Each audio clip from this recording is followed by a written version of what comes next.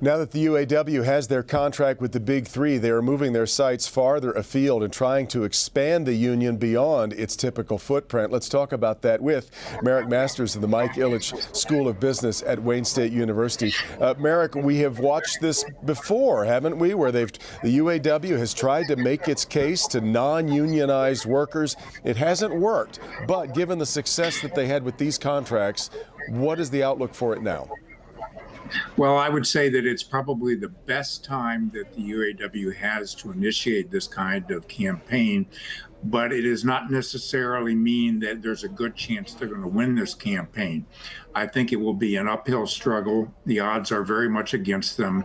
The companies will resist this aggressively and spend any amount of money that they need to in order to ensure that their workforces are not unionized. That being said, however, the UAW has poised itself. It has a record contract, and it has a new strategy that I think may work better than what they have tried in the past, which has proven quite unsuccessful.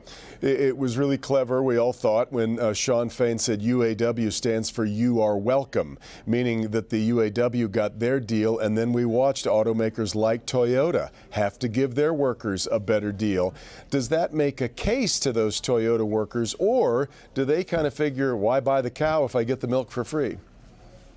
Well, it does make a case, but the companies are going to be aggressive in trying to substitute those things that unions do for having union representation, and granting higher pay and commensurate benefits are things that they will work toward. I'm certain that they're doing a lot of other things behind the scenes to try and make their workforces more appealing to their workers, but yet you still do not have a formal voice in these non-union settings. You are really at the whim of management. Well, one thing that the UAW does have now, I think you would have to argue after the last couple of months that Shawn Fain is probably the most preeminent labor leader now in the country. Does his presence and his personality change the dynamic at all? Well, I think it does, and I think the new leadership at the UAW more broadly strikes a much more positive chord with workers in general. It may not be enough, however, to overcome the blemish of the scandal from which the union recently suffered.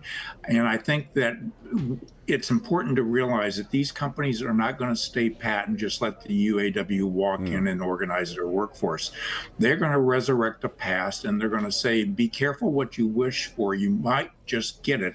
And look at what happened to the Big Three in the Detroit area with their workforces having to shed so many jobs, and Shawn Fain having to say recently in a Facebook Live presentation that the company's closed 65 plants in the past 20 years.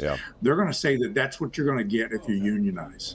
Merrick Masters, it is always good to hear your thoughts on these issues. Thanks so much as always. Thank you for having me today. You have a good day, sir. You bet.